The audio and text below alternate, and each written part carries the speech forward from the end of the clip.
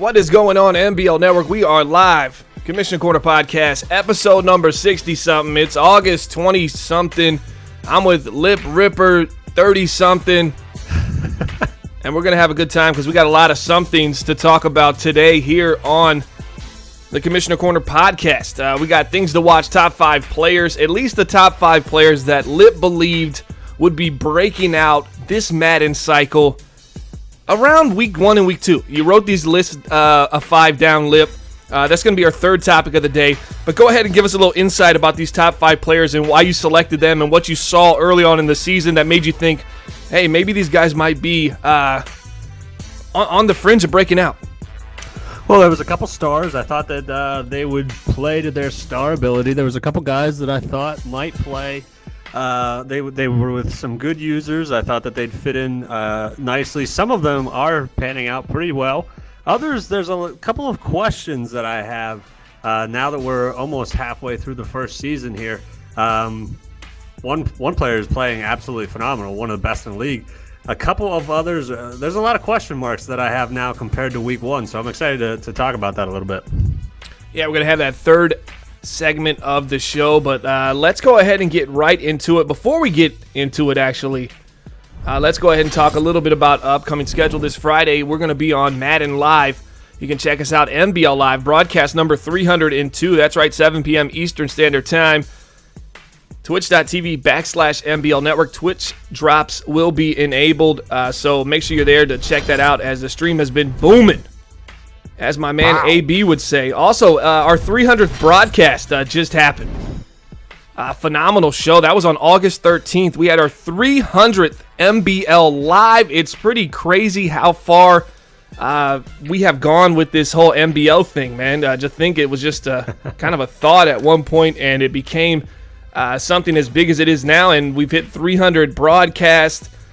Just a phenomenal job to everybody in the network that helps contribute to this and who helps contribute even to shows like this. A shout out to Jamie, JB, Darce, yourself, Lip, OSU, everybody around the MBL network, Shadow Rose, helping scheduling games, and it wouldn't be possible without everybody. So as I'm trying to digest this Popeyes that I just ate, trying to get my energy levels back up, we're going to get right back into it. We got Bleacher Report coming up here.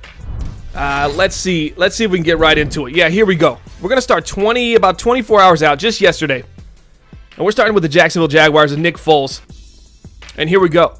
Nick Foles, he's thrown 9 touchdowns and 14 interceptions here in NBL Season 40. With Foles being a turnover machine, putting the Jags in a bad spot defensively. How long will the Jags stick with the high-priced quarterback? I don't think they have a choice, but Lip, thoughts on Nick Foles? How long is he going to be in the hot seat here, or how long is he going to be the starting quarterback for these Jacksonville Jaguars? He's probably going to be there for this season. I don't know what the options are going to be. Right now at 3-3, if you just assume that they continue this path, they're going to be right around that 500 mark, right around pick 15 or 16 there. They may or may not get a good quarterback. We have no idea what's going to be in this draft. We have no idea what's going to be in free agency. So I'm going to say that they are kind of forced to stick with them through next season. But the big thing is they've got a lot of questions on defense. 29 points per game, 28th in the NBL. That's a big thing you got to get fixed with all that talent on defense. And that's putting a lot of pressure on Nick Foles. I don't really know if it's all his fault because the defense is not helping that team out at all. Yeah, building the franchise is now on Twitch. But yeah, I don't think they can move on from Nick Foles because the amount of money he's getting paid. I mean, you look at Nick Foles making $12 million this year, 77 overall, 30 years young. He's got a contract. Well, he's got a $45 million cap penalty. You're just not going to be able to come off that anytime soon. So unless you want a glorified backup as your starter, you're going to have to roll with Nick Foles, and the money makes sense. You're probably going to have to do it. But if you really want to kind of step out from Nick Foles, he's still going to be on your team. He's going to be making a lot of money. And you're probably going to have to go the route of drafting a rookie because you're not going to have enough money to go into free agency and really sign a solidified starter, Lip. You're kind of stuck with Nick Foles, so hopefully he can kind of pan out and figure it out for you. Let's go ahead and move on. What do we got next? Derrick Henry had his way with the Denver Broncos defense. Henry left the game early with a broken thumb. Do you remember that play? Did you watch that game? He had a really huge run at the end of the third quarter. And then Eric G's, being the aggressive play caller he is, he keeps him in the game, runs him one more time, and Derrick Henry's like, look, man, I'm not the young, spry Derrick Henry that I once was, or I never was. I'm not a small halfback here. I'm a big guy. And I just ran 60, 70 yards, kept me in the game. He gets injured. He hurts his thumb. He finished with 200 yards, 2 scores. He's only going to miss 1 game with the injury. But the question is that Bleacher Report at least is asking, maybe a little delusional early on, but could we see Derrick Henry in the MVP conversation at this point into the season? I don't think. Maybe it's not that far-fetched. He has been playing pretty well. I think he's playing well. 7.2 yards per carry. That's pretty good. However, when you look around the league, there are some quarterbacks that are playing absolutely phenomenal. It just puts them. I mean, you've got quarterbacks for the Ravens, the Texans, the Patriots, the Chiefs. That's just in the AFC. And you've got Cam Newton in the NFC. You've got a lot of guys. You've got Matt Ryan. You've got a lot of guys playing really well at the quarterback position. I don't think that right now, the 4-3 Titans are getting a halfback to get a lot of MVP votes. That's just it's kind of how it is. He's playing really well. It's not that he's playing bad, but just when you look around the league, the MVP talk, the conversation is not focused on halfbacks really anywhere. It's all about these quarterbacks right now. All right, moving on. Congratulations to Taquan Smith of the New York Jets. 5 receptions, 131 yards, 26.2 yards per catch, and 4 touchdowns. 5 receptions, $131, and 4 touchdowns for the Jets. Taquan Smith, I know Bananas was happy about that, but all he knew was, he was feeling pretty good, but Doomsday was right in front of him, that being the Miami Dolphins and his man Motor, as he pretty much shut him out the next week. But we'll talk about that in just a second. Cornerback Marshawn Lattimore of the Saints, 2 tackles, 2 interceptions, and a touchdown. Those are the 2 player of the weeks for Week 6 in NBL Season 40. According to Bleacher Report, those are 2 good picks right there. I think the Saints are coming on pretty strong. Shout out to them. We'll talk about them in a little bit as well. Maybe in our buy or sell segment, we'll talk a little New Orleans Saints, but they're really starting to ball right now. Excited about them. What to watch in Week 7, the Chargers, Titans. That was a game to watch. Big matchup between 2 wild card hopefuls, both coming off big wins last week. Will the Chargers be able to contain the Titans' second-ranked rushing offense led by Derrick Henry, who doesn't play this week, right, because he's going to miss a game? They predict the Titans to win 31-17. Lip, can you hit the wrong buzzard? Can we get one? Can we get one? Because that was absolutely incorrect. Yeah. What was the final in that game? 24-10 in the favor of the Chargers. And what'd they do running? Well, let's see. No, just from that page. So when you can only see the top rusher, exactly. Who does it say? Who does it say? Marcus Mariota. For what? How many carries? 1 attempt for 16 yards. Oh, Eric, that's terrible. So this guy's Derrick Henry dependent. DHD. So Deion Lewis goes 3 carries for 1 yard with the long of 6. You do the math on that. Pricey, where's Pricey at? Get a pencil out here. Deion Lewis went 3 attempts for 1 carry. Porter, get a pencil out. 3 attempts for 1 yard, but his long was 6. How is that possible? That means he had 2 carries that equated for -5 yards. You have it almost just as bad with Harris. And then Harris, let's read off Harris. What did Harris do? Almost very identical to Lewis. 3 attempts, 1 yard with a long of 4. So no, exactly identical, but his long is slightly less, but still a positive gain, which is significantly more than his total. Mind-blowing here, guys. Quick math. Eric G, 4-3. It rhymes, but it's not good. But the Chargers feeling sweet at 5-2. How real are these Los Angeles Chargers? They're doing really well. All right, Lip's mic cut out there. Let's see if he comes back here. Lip, are you with us there? Hello. All right, there we go. So the quick Chargers, little synopsis on the Chargers. Man, they're doing this. They're 5-2, and guess who they don't have? Do you know who they're missing? Who's that? They're missing. Oh no, not a halfback like Derrick Henry though, right? No. Pretty close. Melvin Gordon. Just Melvin Gordon. That's since it. Week 3, just a guy that's just hanging out. Yeah. Not really. And we lost Lip again. Have you lost me again? Maybe I don't know what's going on. Just something a little. Maybe they got a little loose cord up there. My keyboard might be. My push to talk might be going up. Anyway, but they're doing this 5-2 without Melvin Gordon. I mean, that's a scary team. Whenever Melvin Gordon comes back, if they're 5-2 without him. Yeah, you see how dependent the Tennessee Titans are on the running game. You look at the Los Angeles Chargers. The one thing they do have that the Titans don't have is Phillip Rivers. Phillip Rivers, a solid quarterback, not to mention the pass rush on the defensive line. When you look at Melvin Ingram and Bosa, these are guys that are going to get you sacks. In the game we just saw, Bosa snagged up 2 sacks. They're going to get a pass rush, but they also have a quarterback that can come up clutch in the fourth quarter, and that's where Phillip Rivers shines. And I'm really excited to see if the Chargers can kind of sneak into the playoffs. Let's go ahead and move forward here with the show and what we have coming up here on the Bleacher Report. So we're trying to load it here. All right, here we go. The offense struggled in the game versus the Panthers. We're talking about the Tampa Bay Buccaneers. The defense came to play. Did you watch that game, Lip? They almost came back and beat the Carolina Panthers in the fourth quarter with a phenomenal defensive gutsy performance. They ended up scoring at the end, got a 2-point conversion, then stopped Cam Newton. Cam Newton with an overthrow, got interception with about a minute left, and the Bucs just ended up 3-and-out punting it, and the Panthers ended up scoring and winning the game.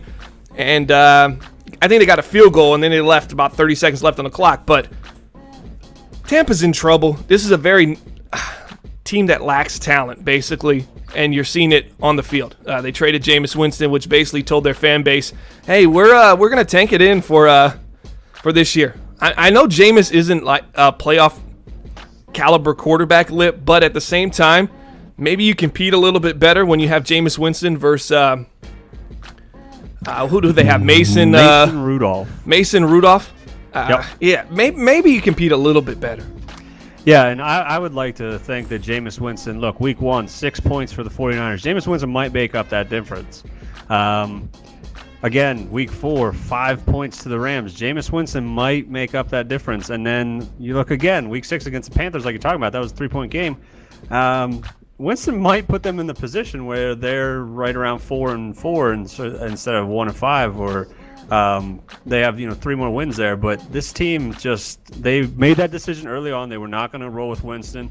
They shipped him out, and now they're sitting at 30th in points put up for their offense this year. They just are not an offensive team, and they're worse in the league on the ground. So they have no help, no matter who they have at quarterback. Do you remember who I really harped on and said they didn't have an identity as a team last cycle? Was it Porter? Because Porter's really trying to get me to say the Bucs need an identity here, and I don't think that's the case at all. I don't think the Bucs really have any talent.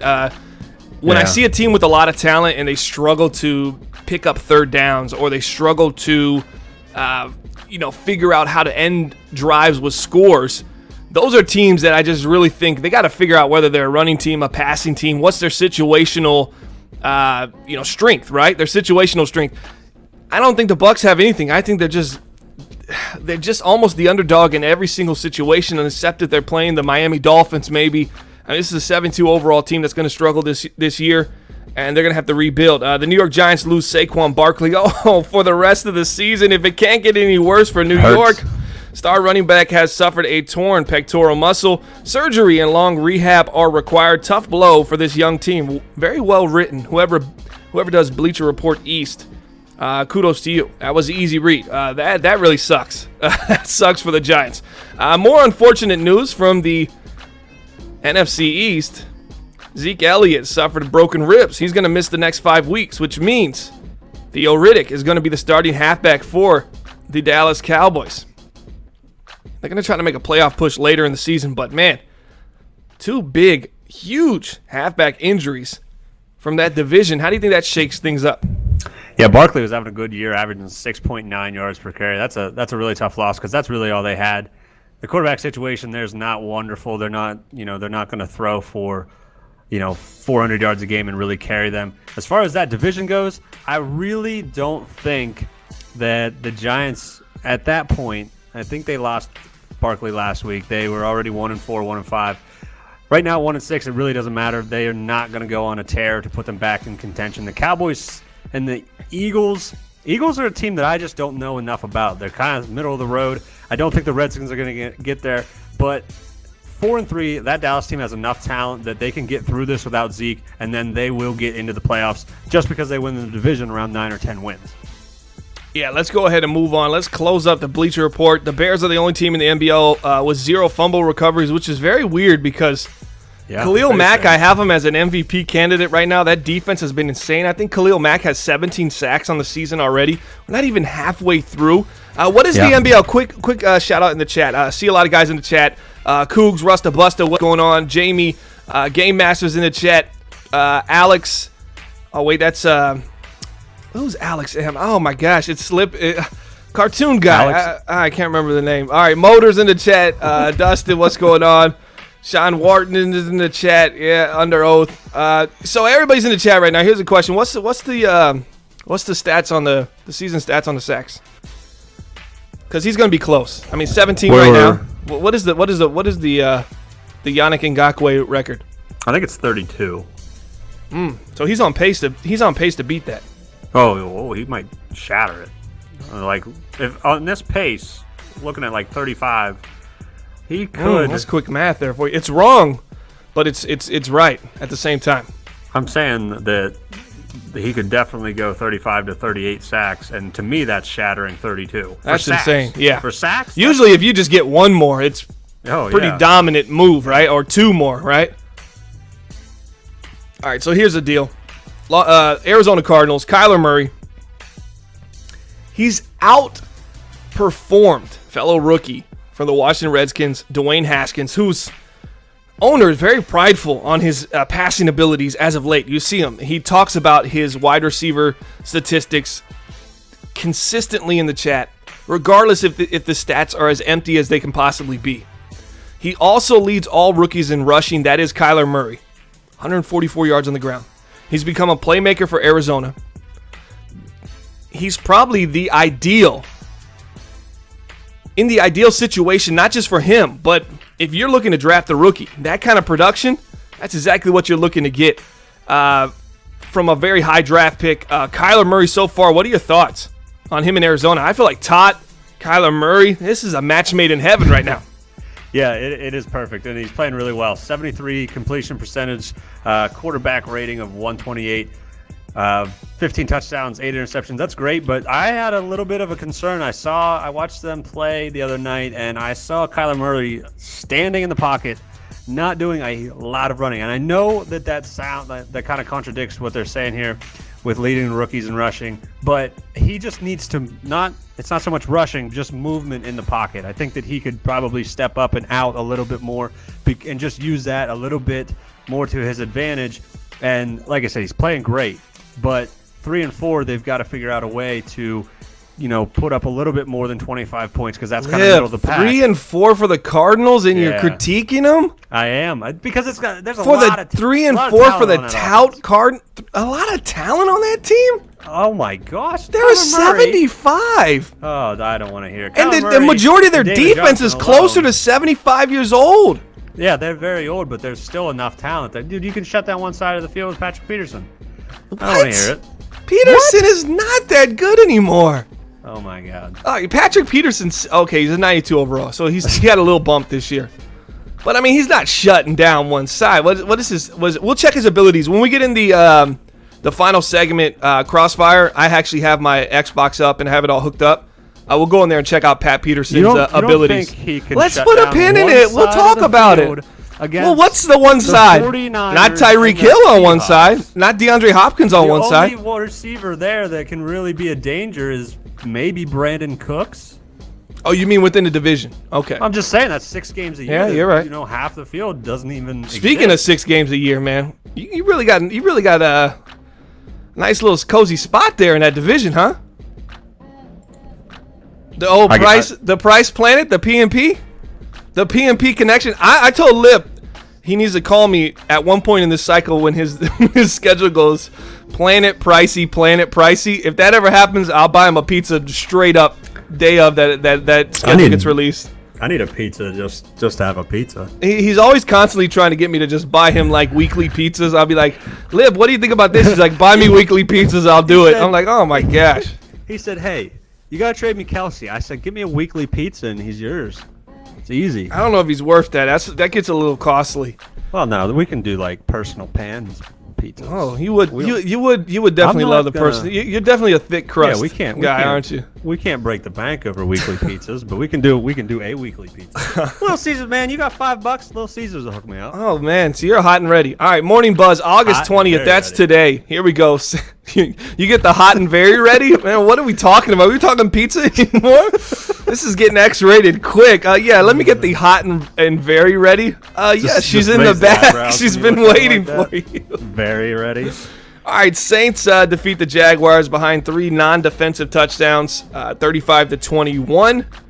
Let's watch that game. That game also was another reason why I believe the Saints are very dangerous, because they can just find ways to win, much like the Chargers, but much more explosive, I think, as far as the ability to put points on the board. The Carolina Panthers escape London with an 18-15 win over the Tampa Bay Buccaneers. We saw that as well on MBL Live, broadcast 301. Did you know the Texans are the only team not to throw an interception? That's dead. I actually got intercepted today by Babito on a post wheel. He was guarding the wheel. He was about 3 yards behind it. I led it upfield, and Deshaun Watson just didn't get enough under it, and it went short. And the crazy part was I panicked. I really could have broke that pass up. But the pressure of not throwing a pick at this point in the game, it had got to me where I was like, I just need to throw this pick and get this over with, right? And I threw the ball and it went a little short, and I just told myself, I'll just click on and just get in the way of Josh and just make sure nobody catches it. But I was so nervous because I was like, man, he really underthrew this thing, like this really could be picked. And I was like, man, he's gonna pick it. And then I just completely took my guy off the spot. It was just a horrible user, and he ended up getting an interception, and then he wouldn't shut up for like a whole quarter about it. And that's a typical Bomber versus Josh game. Here we go. Mahomes and the Kansas City Chiefs passing attack has blown the MBL out of the water as they lead the league in passing yards by over 30 yards per game versus the second place team. The MVP is having another MVP caliber year as he is 76% on his throws, 19 touchdowns, passer rating of 139.8 thus far. Kansas City Chiefs are going to be tough, guys. The only thing that's going to stop Patrick Mahomes and this Kansas City Chiefs offense is health. You got Kelsey, you've got Tyreek Hill, you got the young, who's the young wide receiver you got playing next to him? Mecole, man. He's giving me some concern. He gets hurt like once a game. But we've seen injuries from all three of these guys. Yeah, and it's shaky in KC right now. And that right there is, but it can make them dangerous if they can all get kind of healthy and come together at the end of the year. But it also could make or break this team if they end up continuing to have that up and down as far as health goes. Kyler Murray, the hottest rookie in the NBL, had a perfect day for the Cardinals as he tossed 16 for 18. That's not a perfect day. 306 yards, 4 touchdowns, and a rushing touchdown versus the New York Giants. Mouths are foaming for this superstar in the making. How many MVPs can he shoot for? The sky is the limit. This has to be Dubes. And why are their mouths foaming? I have to know. Zombie apocalypse taking over in the Bleacher Report West. But yeah, Kyler Murray is balling right now. And as I always say about Tout, it's always great until it's terrible, right? Is that a perfect statement for Tout? Yeah, it's I mean, he's always phenomenal until he's absolutely terrible. The only problem is he's more likely than not he's going to be absolutely terrible, much more than he's phenomenal. Open up the buffet because the Chargers have been eating their opponents up the last 4 games. Another Bleacher Report West. Bosa has been snacking on the quarterbacks, gobbling up 12 sacks, and the O is caking as as Allen and Williams have pigged out for 500 yards each. I'd be shaking in my boots if I had to play them. NBL Season 40, Los Angeles Chargers. Man, terribly written, way too aggressively forced. All right, Bleacher Report North. Maybe this is a normal person. Rumors around the Bengals organization is that they cannot make a deal with AJ Green. If they cannot make a deal with AJ Green, that's on me. They will tag him to keep him in Cincinnati. The veteran leads the team with 23 receptions, 512 yards, 4 touchdowns. Green would be a of great value to a rookie quarterback if Dalton is out the door? I think he would. I think keeping him around is probably a smart deal, but a tag for a wide receiver, Lip, especially A.J. Green, put a pin in this. Write this down as well. So we're going to look at Patrick Peterson's stuff in the game when we pull up the game on Crossfire, and we're also going to look at A.J. Green because I want to show you how much A.J. Green has actually regressed, or at least he's not the same player that we're accustomed to seeing in Madden, attribute-wise. And I don't know if you know this. Maybe you do, maybe you don't, but maybe the listeners don't, and maybe they want to see exactly how much A.J. Green has regressed attribute-wise as a player. Yeah, I know that the Bengals are trying to ship him out. And I don't know why, because I think that he could be of use, to a younger quarterback. But it kind of seems like to me that if you're getting rid of A.J. Green, you kind of got to get rid of everybody, because this is kind of like a stale team. Andy Dalton, A.J. Green, Geno Atkins, Drake Patrick, Carlos Dunlap. These guys have been in Cincy and they rode it till the wheels came off, and those wheels have like on fire. They're way off, yeah. So it seems to me if you're trying to ship one guy, you just got to burn the whole thing down, start completely over, because it's not like A.J. Green's a terrible player. Like you said, not the elite receiver that he may have once been, but he's still a good receiver. But if you're trying to ship him out and you're kind of moving on and you're looking at getting rid of Dalton and things like that, I think there's a lot of guys here, a lot of money. It's over with this squad, I think. And the trapping plot thickens. The Detroit Lions have told the Bleacher Report team that left outside linebacker Whitney Merciless may not be resigned to Detroit. What?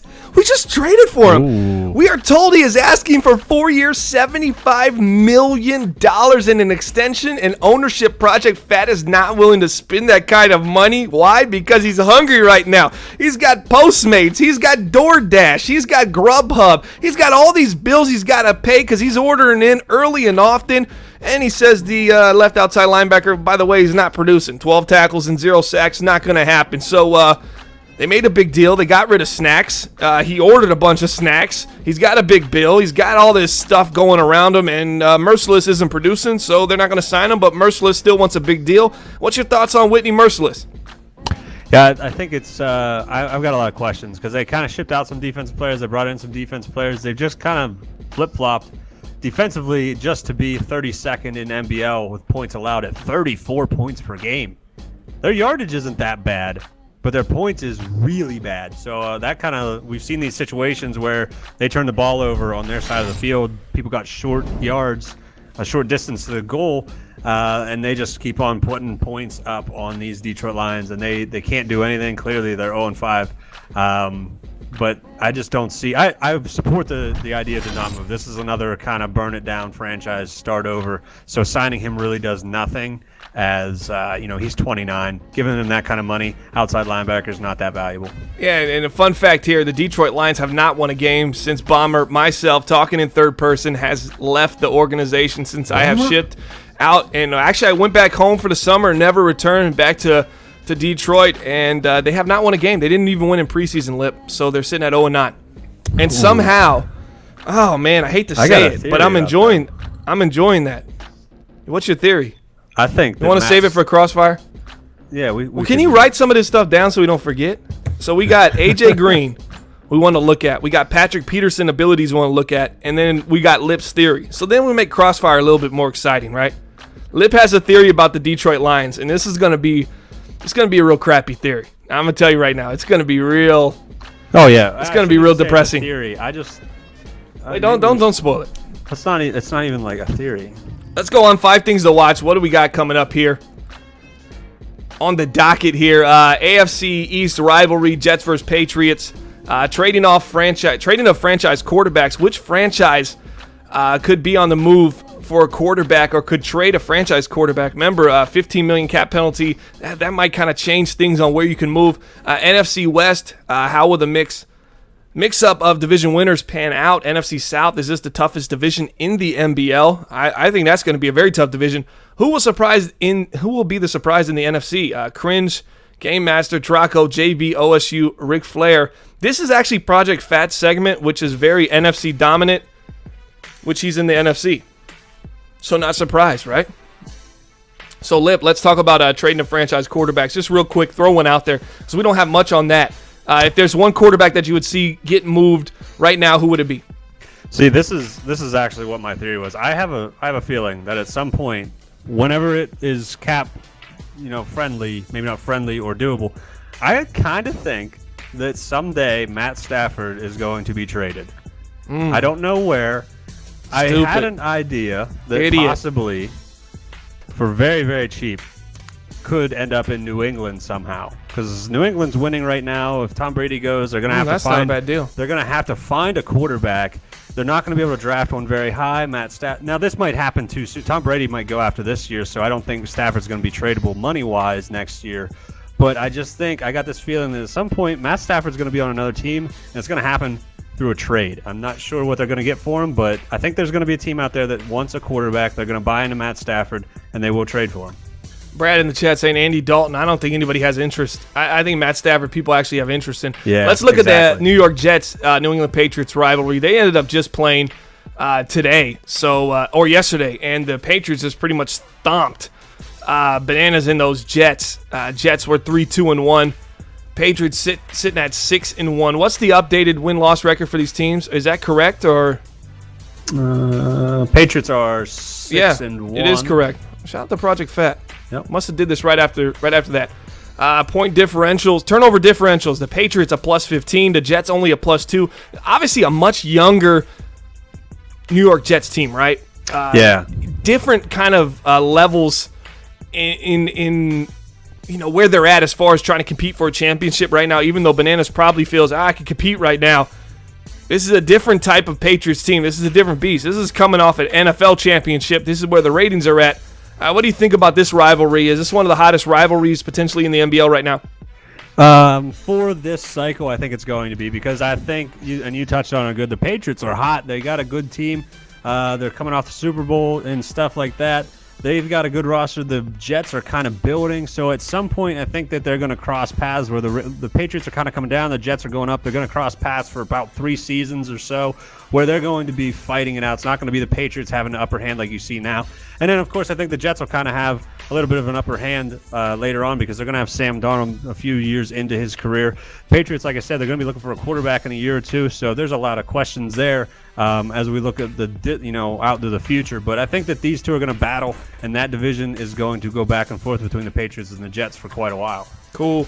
I agree. The New York Jets, New England Patriots is going to be a very fun rivalry to watch. I hope Bananas can, find a way to kind of overcome the separation that exists right now because this is just a better New England Patriots team. We saw it in their last game. What was the final score of that game? The New England Patriots, let's see. I think it was 41-28. Yeah, 41-28. And you look at the Jets, Darnold threw 6 picks. He was 8 for 22, 8 completions, 6 interceptions. That's not going to get it done. Le'Veon Bell ran the ball fairly well, 10 carries, 62 yards. I'd like to see that 10 carries bump up to 20 carries, but like I said, probably battling from behind, and that just definitely changes your play calling throughout the game. All right, let's go ahead and move on to the NFC West. We always talk about the NFC West normally because it's competitive and not really because it's a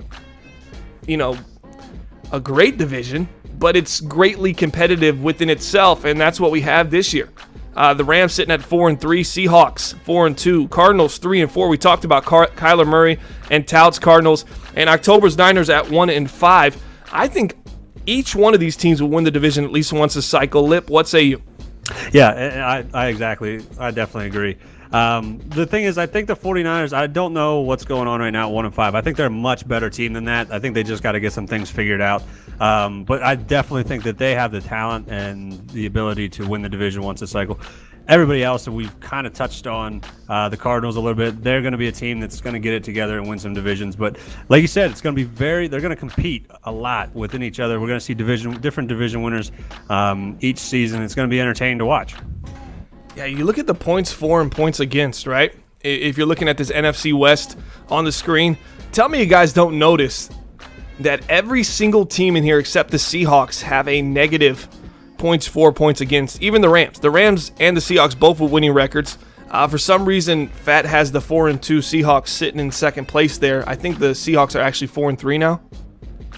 Let me take a quick look at the. No, Seahawks are 4-2. So Fat just has it kind of wrong here. which is all right. So they've won 66%, but still, they have points for of 141, points against of 114. But you look at the Rams, who are 4-3. I mean, a 138 to 158 points for, points against. These guys are just giving up. How sustainable is that? It's not. And to have a winning record, you're kind of lucky early on. You're going to have to clean that up. Let's go ahead and move on from the NFC West and take a look at the NFC South, which I think is going to be a whole lot of fun. Shout out to my man JB too, because in Crossfire, I'm going to drop a little nugget on the next Commissioner Corner podcast. I'm confessing my love to someone very near and dear in his life, and I will give you guys just a little snippet once we get to Crossfire about this lucky lady that I fell in love with. She doesn't even know it yet, but she will shortly. JB knows it. Actually, I got to get confirmation from JB that I can confess my love on the next episode, but I will give you guys a little sneak peek into the feelings that I have for his lucky lady, what's soon to be my lucky lady, if everything goes well, which it normally does. I mean, 7-time, right? NFC South, here we go. Atlanta Falcons 6-1, Carolina Panthers 5-1, New Orleans Saints 4-2, and then the Development League, the grid, Tampa Bay Buccaneers sitting at 1-5, struggling. But one thing about this division, what I look at, you watching the screen, Lip, look at points for, points against. This is a powerhouse division. Each team is above points for, points against by a lot. You look at the Falcons and Panthers, they haven't even give up 100 yards between each other. And then the Saints, they've given up 129, but they've scored 185. So this is a completely different type of beast as you're talking competitiveness within the division. They're not just competitive with each other. They're going to be competitive with the league. This is the strongest division in the league right now. Yeah, and that's, you're going to see this. You're going to see the Panthers and the Falcons at some point. One's going to win the division, one's going to get the wild card, and then the Saints, like not a lot of people talk about it, but they're 4-2. They've got good point differential there. So that's another team that you could see, those three teams really battling out division, 2 wild card spots, and we said it whenever this division kind of played out that those are good teams, those are good owners, those are owners that have they've been to the playoffs, they kind of know how it shakes down. So that's going to be the best division to watch, the most entertaining coming weeks, 14, 15, 16 and on, because it's going to come down to those last couple of weeks, who gets where in the playoff position. Yeah, you look at these teams right here. Panthers had a close call with the Bucs. I think that if they would have lost there, I would have definitely lost some hope. But there's going to be some competition between the Falcons and the Panthers, and don't sleep on the Saints because they have a lot of talent offensively and defensively. Go ahead and mark them down for the Crossfire as well. Let's take a look at all their X-Factor players. They have a lot of sneaky X-Factor players on both sides of the ball that we kind of just overlook, but the New Orleans Saints have a lot of talent that I think in the first couple seasons it's going to be noticeable. And if Drew Brees hangs around even into NBL season 41, these Saints can be dangerous to maybe steal a division. Maybe steal a division in season 41. I don't think they get it done this year, but maybe 41. And that's what we got here for the things to watch. Take a look at our top 5 players. Now, these are the players that Lip essentially wrote down about week 1, week 2. As we got them we'll get them on the screen here in just a second. Yeah, so Lip selected these guys, and Lip, tell us why. First one we're going to roll with Zeke Elliott, Dallas Cowboys. Why'd you choose him, and what were you thinking with Zeke Elliott early on in the season? Well, early on, wow, messed that up. Early on in the season, I kind of looked at the division, and I didn't see any team that was really a pass-dominant team, pass-dominant ownership. So I looked at Zeke, I looked at Barkley, and I thought that Zeke was in the better situation and that he was going to be able to just ground and pound the Cowboys to division titles and just, do what he's done for the past few cycles, be an absolute, amazing running back. Now he's got a little bit of injury. He hasn't really done too much this season. So that's one of the ones that was one of my top players to watch for the whole cycle. Right now, he can't even get out of the gate. As we've seen, he couldn't even stay healthy halfway into the first season. So that's a big question mark for me, looking at the Cowboys moving forward. You look at the Dallas Cowboys and the halfback attack. It's going to be a little bit of Theo Riddick right now, but surprisingly, you look at the top 5 rushers in the NBL right now by yards: Saquon Barkley, Dalvin Cook, Le'Veon Bell, Chris Carson, and Derrick Henry. No Zeke Elliott, obviously injured now. Saquon Barkley injured now. So, and Derrick Henry's missing a game. So there's really just a crazy opportunity for a lot of these younger halfbacks like Dalvin Cook and Chris Carson to get chances to maybe be a league-leading rusher this season in NBL Season 40. We'll have to see how that plays out. But let's go ahead and move on. Who you had next on the list? Wham bam, thank you, Cam. Cam Newton for the Carolina Panthers. He got off to a hot start this season as well. Why'd you have him in your top 5 early in this NBL Season 40? Kind of in the opposite, maybe not opposite, but kind of in a similar situation as looking at Zeke. That division was all about running the ball. There wasn't great, there wasn't a lot of passing. I thought that this division was going to create a lot of passing, statistics. These guys were going to throw the ball a lot. It's kind of playing out a little differently than I thought. Trying to pull up Cam's stats. Cam, he's just 10 touchdowns, 6 interceptions. I thought that they would be, throwing the ball with, better, touchdowns. You seem a little unsure about yeah, why you put Cam Newton on this list. But the thing was, I thought that this was going to be a very pass-heavy division, and as you see, I'm kind of struggling to see, Cam Newton. I thought that he was going to be the elite quarterback.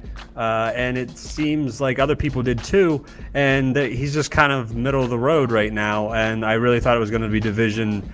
I thought the division was going to really force that, but it really did not play out like that. And I'm interested to see if it's just the first part of the season just kind of being uncomfortable, and if he figures it out, or if he's just going to be like this the entire cycle. I think Cam's finding his way into the system. I think he's going to be a quarterback that's going to be dual threat. And at 30 years old, he's got to find a way maybe to be more of a pocket passer once he gets 32, 33. But as of right now, very content with running the ball right there this season. 29 attempts, 214 yards, 3 touchdowns, averaging 7.4 yards per carry. He's very good at understanding, okay, it's man coverage. I got a vertical concept here. Let me get out of the pocket. Now let me take off. He uses his legs well. He has a great, some great special abilities, superstar X-Factor abilities when he gets out in the open field. He's very tough to bring down, and I think that's what makes Cam dynamic and electric, and he's trying to balance that right now. I think that's predominantly the most important part to their offense, is trying to be a top 5 rushing attack. Right now, averaging 100 rushing yards a game, and he's one of the mainstays and main reasons why they're sitting at 5-1. I wouldn't sleep on him just yet, but definitely not a top 5 player in the league right now in the NBL. Let's move on and see who we had and who you had next on the list. Le'Veon Porter Gravion Bell. He's actually played pretty well this season. I think he's the 3rd leading rusher in the league right now. Le'Veon Bell for the New York Jets. I like this pick early on. He's still in the conversation, Liv. Tell us a little bit about Le'Veon Bell, what you like. 567 yards, 7.8 yards per carry, and 4 touchdowns. Well, I like the situation for Le'Veon Bell. I think that Sam Darnold is the quarterback for the cycle for the Jets. He's young. He's very developable. I think that the thing to keep Sam Darnold, confident is to have that good ground game. And you've got Le'Veon Bell, and Le'Veon Bell can do a lot for Sam Darnold, catching the ball, running the ball. So I thought that Le'Veon Bell was going to be one of the better players, because as this cycle goes on, as Sam Darnold develops, you're going to need Le'Veon Bell to kind of help him along the way. So I thought that, and playing in that division with the Patriots, they're going to have some offense to be able to go against a good defense in New England. So Le'Veon Bell was one of the players that I thought was going to be good based on that kind of situation that they're in. Division, team, players around him.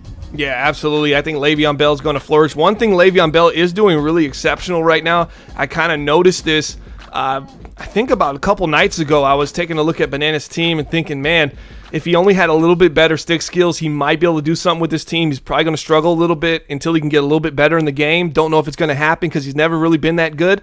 So I was looking at the team and I thought, man, Le'Veon Bell in the passing attack, he's been really well. really good for this team, 19 catches, 309 yards, 2 touchdowns. He's second on their team in receiving yards and second in receptions. I think utilizing him in the passing attack is going to take a lot off of Sam Darnold, and it won't kind of force him to have to drive the ball down the field and see where he gets in trouble as he's coming off a 6 interception game. So I like that aspect of Le'Veon Bell's game, being able to use him in the passing attack as well. And the final guy on the list, well, second to last guy, Julio Jones. Definitely a guy, maybe even in the conversation still, Lip. How great has Julio Jones been? I know Matt Ryan would probably argue he definitely is a top 5 guy in NBL Season 40. Yeah, and this was kind of the same thing like I talked about before. I thought this division was going to pass the ball a lot. They got a lot of good quarterbacks and receivers. But the thing with Julio is being 6'3", that 92 speed, I mean, he's got the ability to catch the ball, and he's got that big frame that I just thought that he was going to be able to make all the kinds of catches, all the spectacular catches, because with stars being stars, I thought he's probably the best receiver. Like, you've got Tyreek Hill, you've got Antonio Brown, OBJ, but those are the smaller guys. I really thought that being a little bit bigger was going to help him. You know, he can do the rack catches, he can do this, everything in between. But I thought the spec catch was really going to separate him because of his big frame. And looking at it so far, 800 yards and 4 touchdowns so far this season. He's on pace to have an absolutely phenomenal year. Falcons are 6-1. They're sitting in a good position, and they've got the number 1 receiver playing out of his mind. Yeah, and here's the deal. The Julio Jones has been phenomenal because he's just a freak. He's just a natural freak that can catch the ball over the top, underneath, however you want it, post route, out route, double move, corner route, drag. He is a phenomenal wide receiver, and he's somebody that Matt Ryan utilizes in many different ways, and it allows him to be unpredictable. And with that being said, that is why I think he is definitely a top 5. He might be the top 3 player in the NBL right now, and that's coming from me, and I hate cringe. So, I mean, that might mean a lot right there. As I said it again, I hate cringe. I hate cringe. All right, moving forward. Marcus Mariota. This guy shouldn't be on the list. Marcus Mariota isn't top 50. We got him in the top 5 right now. Somehow, some way, Marcus Mariota has made a graphic on our Commissioner Corner podcast. This is episode 63. What is going on, Lip? Why did you put Mariota on here? Let me explain. So back in week 1 of what year? Of 2011, when he was playing with the Oregon Ducks, or when he was in high school, or what? Yeah. So I thought, now this was a player, wasn't stat. He didn't have a big week. He didn't have anything great. But what I thought was that with his mobility and his ability to throw the ball, I thought that this was going to be the team, not to win the division, but to be that 6th spot in the AFC, because we always went through, ever since team selection, we went through and we basically could fill out the top 5, and then everybody was kind of wondering about who that 6th team in the AFC would be, and I thought it would be perfect for the Titans because they had a good ground game, they got good players on defense, they got a Dory Jackson who's a phenomenal corner. And I know that this doesn't really have a whole lot to do with Marcus Mariota, but I thought that he would be able to take all of this and step up into the moment. So I put him on the list, and I said he's going to be one of the best players. First of all, you named like 7 guys, and you were like, I know. The 8th guy is going to be the guy that breaks out. What? Isn't that unbelievable how bad that thought process was? Because of how bad he's been.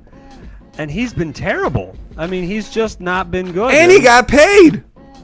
He got $150 million. He got $1 million for every yard he throws per game. That's what the kind of contract he has. They go, You're throwing 150 yards per game? Here you go. Here's a $150 million contract, courtesy of Eric G., which means it's probably co-signed by the bank of Nick Mazesco because he was paying for him. And that's exactly right. I mean, you look at his touchdowns, interceptions, 12 touchdowns, 6 interceptions, quarterback rating of 118. That's not bad, but the good point to look at in all of this, barely over 200 yards per game. Yeah. It's 160 yards a game. That is not anywhere near where I thought that this offense could be. Throwing for 150 yards a game, that is exactly right. Game manager type stuff. way too dependent on Derrick Henry. And just ladies and gentlemen, Alex Smith of Madden 20 in the MBL. We're introducing you to Marcus Mariota, and he got paid, kind of like Alex Smith got paid, around the same amount of money. We got to move on. We got to get to the next topic here. What do we got rocking and rolling here? Buy or sell coming up. Minnesota Vikings. We're going to take a look at their schedule upcoming. Do you buy them being a real threat this season in the NBL? I mean, honestly, kind of a weak schedule so far. Already took a loss to the Eagles. I mean, they beat the Raiders, the Packers. They did beat the Falcons, but it was week 1, so I don't know how much love we're giving them for that. Does have a win over the Bears. I mean, a couple good wins here. Are we buying or selling the Minnesota Vikings? I am going to be selling the Vikings because of exactly what you said. They've got a really good defense statistically. 4th in the NBL in points, 2nd in total yards, but they have not played anybody. And I don't think, unless the Packers take off, and I think the Packers are a team, we'll get to that. I think the Packers could, but right now, I'm just saying, the Vikings don't really hold on, why'd you say take off like that? Unless the Packers take off. Because space-time continues. Unless the Packers take off. I was like, dude, Macho Man Randy Savage in here? Yeah, because that's what they got to do. Nemo, we are all rooting for you, dude. You're like playing terrible, and it's starting to piss us off, man. Like, we're wanting you to take off. It is, and it's we'll get to Aaron Rodgers and we'll get to the Packers, but the Packers got to step up for me to think that the Vikings are, for me to be impressed by a 28-17 victory over the Packers kind of got to take off. So you look, you've got the Raiders. They did beat the Falcons, but that was week 1. There's not a lot to it. They beat the 1-6 Giants. There's just not a lot to this team.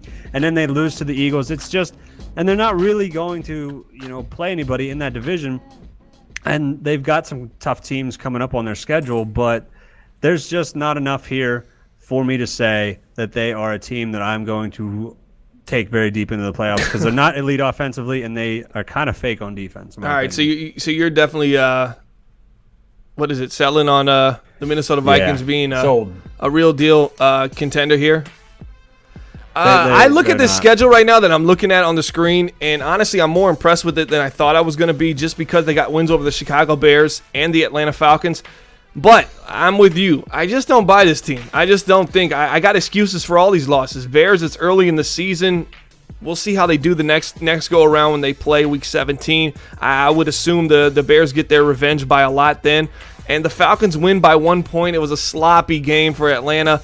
I don't know, man. I'm just not buying the Minnesota Vikings. So I'm definitely going to be selling stock on Minnesota being any kind of viable team in the NBL. I was actually going to say something. Eric G said, I only offered Marcus Mariota $120 million over 5 years. I don't know where that happened. Well, I mean, if you just do the math on the signing bonus and the contract, $83.67 million and a $65.25 million signing bonus, you get $150. That's where they got it from. So they took this year with what you offered and just combined it together. All right, so let's go ahead and move on. What do we have next on the schedule here? We're going to take a look at the Packers. You want to talk about buy or sell. Can the Packers kind of turn it around here? Upcoming schedule, Raiders, Chiefs, Chargers, Panthers. Oh, it doesn't get any easier for these Green Bay Packers. And this is going to be easy for me. I'll go first on this one. I am selling everything that is green, that resembles a bay,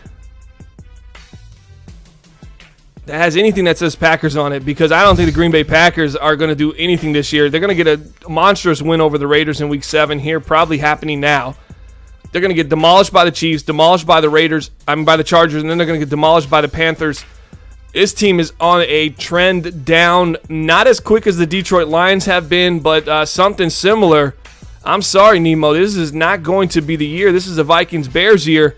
I'm selling everything Green Bay Packers. This is not a playoff team. I actually think that this is a playoff team. I think that the Packers could do it because they started out a little bit rough. They didn't know what they were doing. And if you buy the Vikings, then you would understand then you would say that week 2, they lost 28-17 to the Vikings. You'd say that's an okay loss. Early in the season, they lost to the Bears.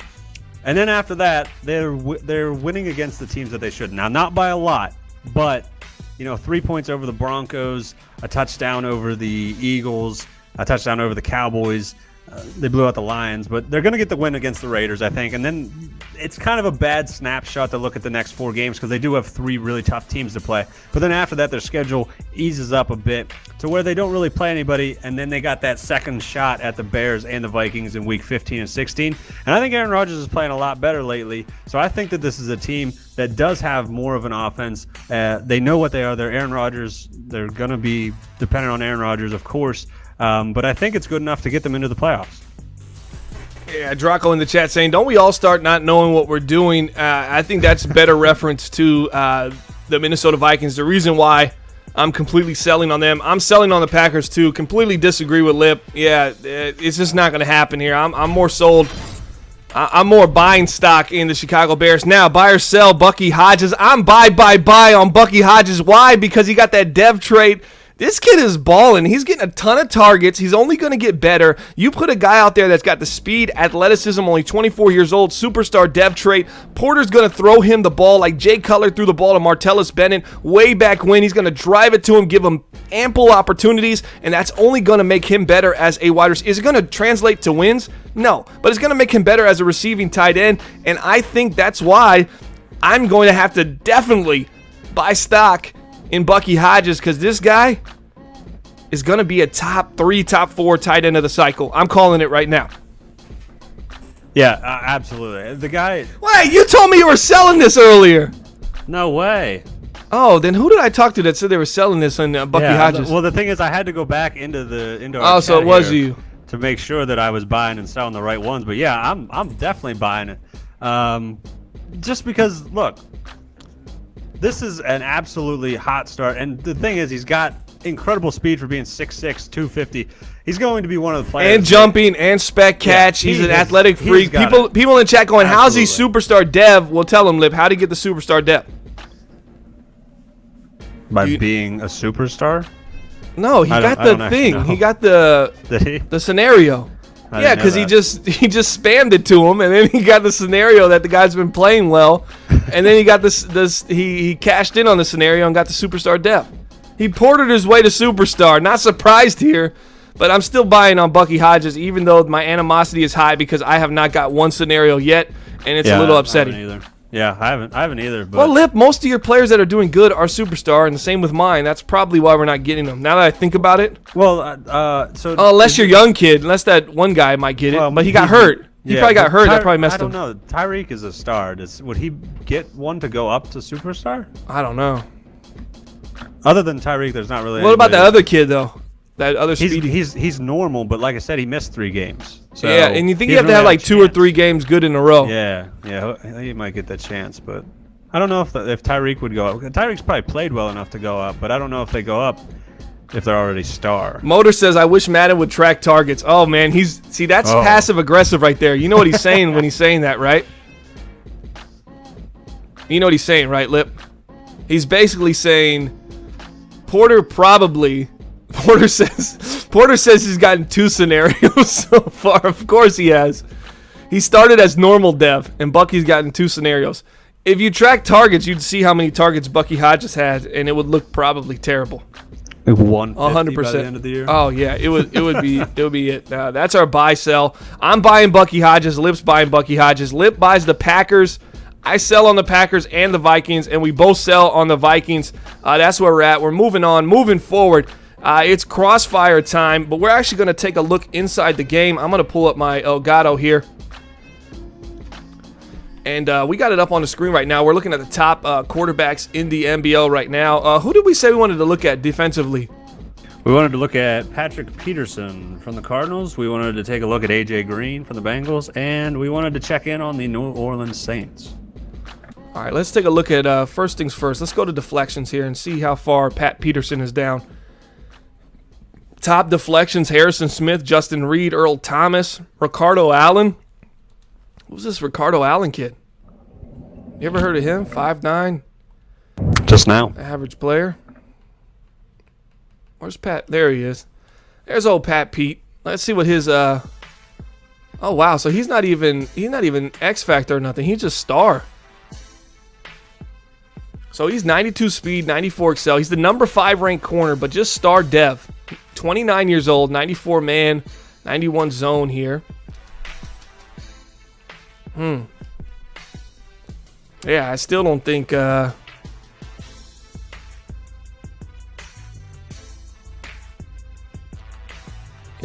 he's about to get a upgrade here in a second, but it's 42,000 XP for Pat Pete, so he's at the end of his rope. But yeah, still a good player.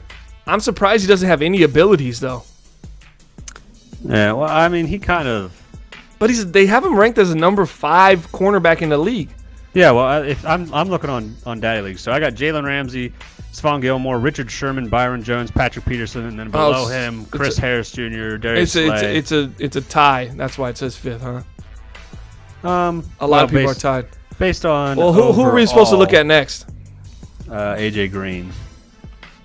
AJ Green. Let's go to receiving and see how far down he is. Tyreek Hill, Julio Jones. We talked about him. Look at the touchdowns on Tyreek Hill with 10 already.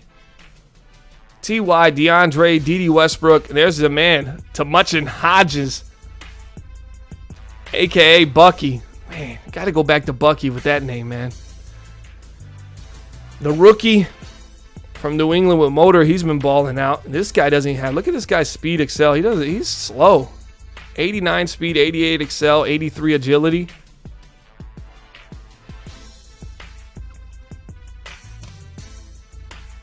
Odell, Devontae, Terry McLaurin.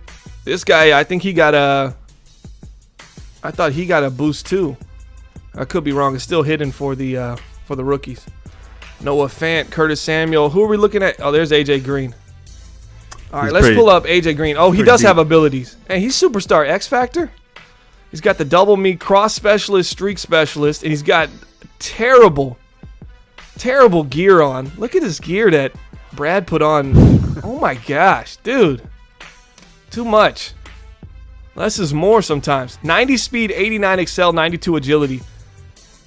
6'4", 210-pound AJ Green. I don't know. I just feel like a lot of his stats are down.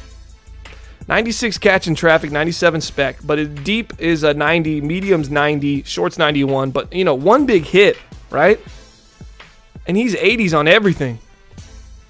What do y'all think? AJ Green elite?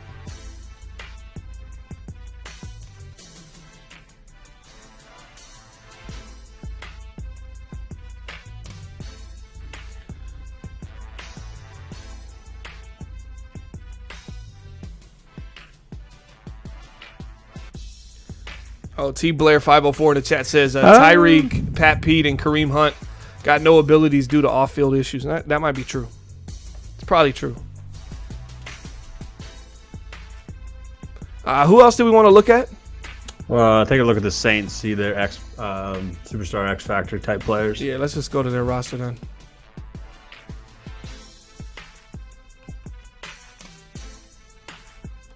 Oh my! I just saw how terribly dressed AJ Green is. Yeah, what was that, Brad? man? Brad, that was terrible, man. It's like get the poor man. But what do you expect? The guy that's sitting in the, he's an interstate trucker, bro, and he's living his swag through the virtual guy. Sadly, they're probably sitting in there going, please no, not me, don't edit me. When they see that edit pull up, they see this, they see this happen. When they see this guy hit this button, they start getting scared. They go, oh no, please not me, please not me. When they see him scrolling on the name, they're like, oh no, he's gonna ruin me. He's going to kill me. All right, so Michael Thomas, superstar X Factor. He's got the double me, cross specialist, wide receiver apprentice when lined up at wide receiver. With this ability, have access to 4 additional hot routes during pre-play adjustments. And then cross specialist, obviously sharper routes on crossing routes, which probably helps him beat man coverage on crossers too. Then you have Drew Brees. Obviously, he's got superstar X Factor as well. He's got fearless. As you see all these on the screen right there. So that's 2. Now you got Kamara. He's superstar X Factor. Oh, he's got receiving stuff. Matchup nightmare. With the Jason mask. Receivers with this ability make sharper cuts and frequently win contested catches when covered by linebackers and linemen. So you get Alvin Kamara matched up with a linebacker, it's like almost, and that's just an ability. It doesn't have to be unlocked, right? That's how he makes those catches. We saw it on MBL Live. He made a catch on a linebacker. He's just a matchup nightmare. All right, so that's 3, all right, other top players. Then you go here to Cam Jordan, another one with Superstar X Factor. Unstoppable Force is the X Factor ability. And then he's got Edge Threat and Run Stopper. Beast. And then you got Superstar with Lattimore. And Lattimore's abilities are Acrobat and Tip Drill. Shout out to Nelly. Defenders with this ability will dive for increased range on pass breakups and interceptions. But I think Byron Jones has that as well. That's actually a pretty good one, the Acrobat one. And I don't think, is that it for them? I thought they had one more guy that had one. I could be wrong. Yeah, that's it.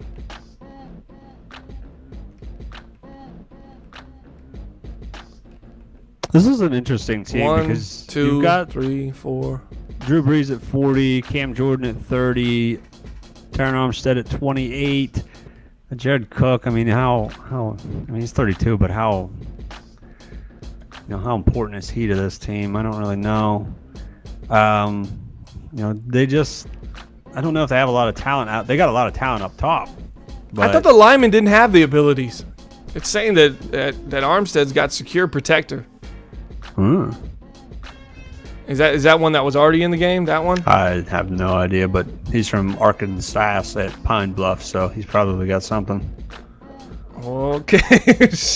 Alrighty. So it says his college is, So yeah, that was the other guy that was missing. So Lattimore, Armstead, Jordan, Kamara, Breeze, Thomas. I mean, dangerous team. It's the dangerous team. Anybody else they want to look at? Anybody in the chat saying look at somebody else? Rusta wants us to look at D.D. Westbrook because D.D.'s having a pretty good year. All right. Yeah, he is, and he's been making some crazy catches actually in traffic. Yeah. Not getting into the end zone a lot. He's a star dev here. Let's see if he's got any upgrades so far since we started. Yeah, he got an upgrade in week 1 was the last one. It takes him about 9K to get there. He got a speed upgrade of 1, release of 1. That's his only upgrades so far. He got a couple on route running and stuff. 2 touchdowns in week 1, and then a touchdown in week 2, and then has not reached the end zone since. I don't know. Maybe just had 2 big weeks, 150 and 211, and then a 108, and everything else has been under 100. Well, they've been struggling to move the ball as well. Fading out. Yeah, they have.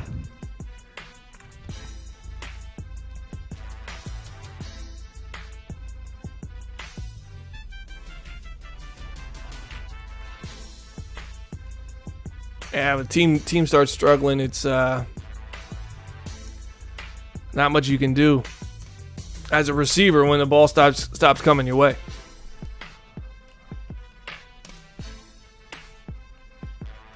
Desmond King traded over here from the Los Angeles Chargers, now on the New York Jets. 88 speed, 90 excel, 94 agility. 24 years young. Were you surprised at this trade the Chargers made? What was that? I was reading chat. Desmond King. Yeah, very surprised. Absolutely. Just because I thought that they had not just me, but everybody knows that they had a really good defense to kind of move off of, a good corner there.